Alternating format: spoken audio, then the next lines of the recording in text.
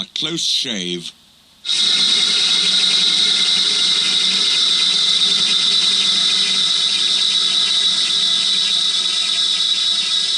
So Duck came to Edward's station.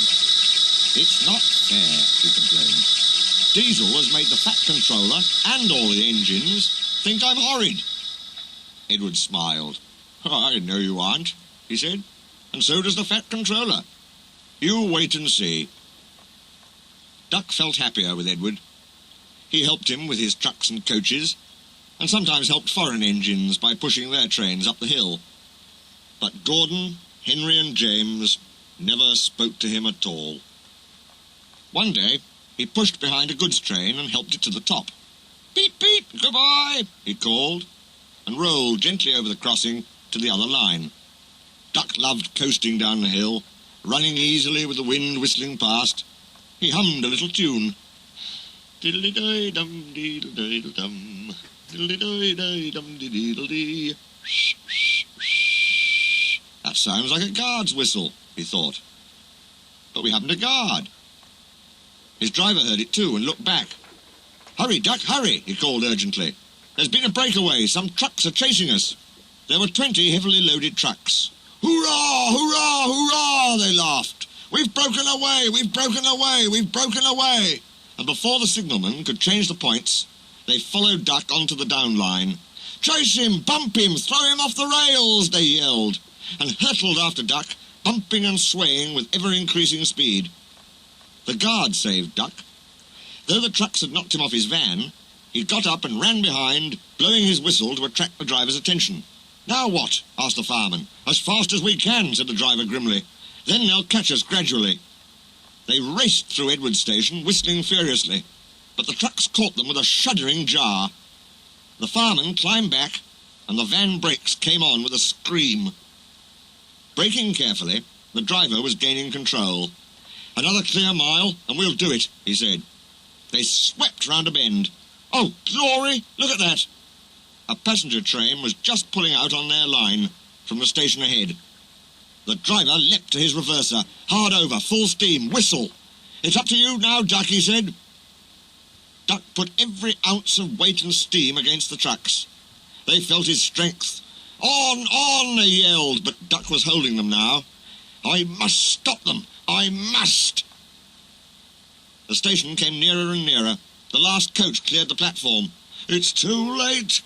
Duck groaned and shut his eyes. He felt a sudden swerve and slid, shuddering and groaning, along a siding. A barber had set up shop in a wooden shed in the yard. He was shaving a customer.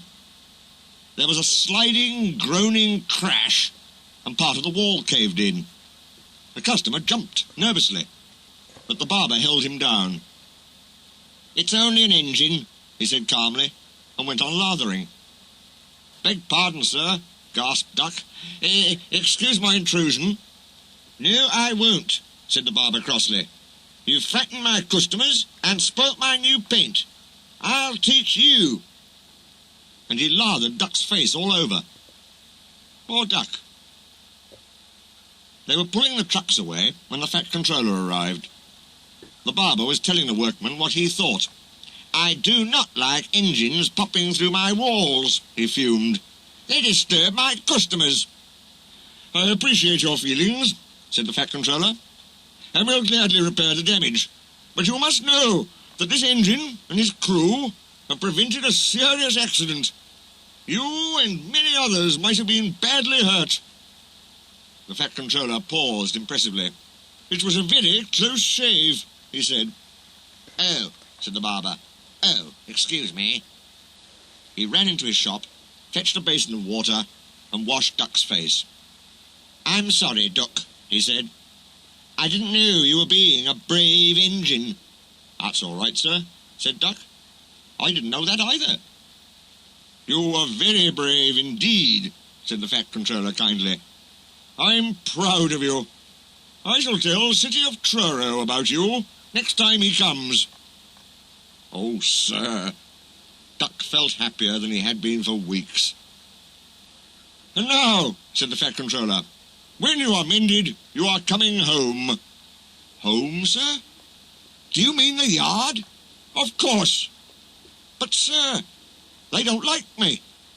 They like Diesel. Not now, the Fat Controller smiled. I never believed Diesel. After you went, he told lies about Henry. So I sent him packing.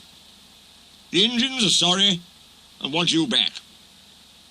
So, when a few days later he came home shining with new paint, there was a really rousing welcome for Duck, the Great Western Engine.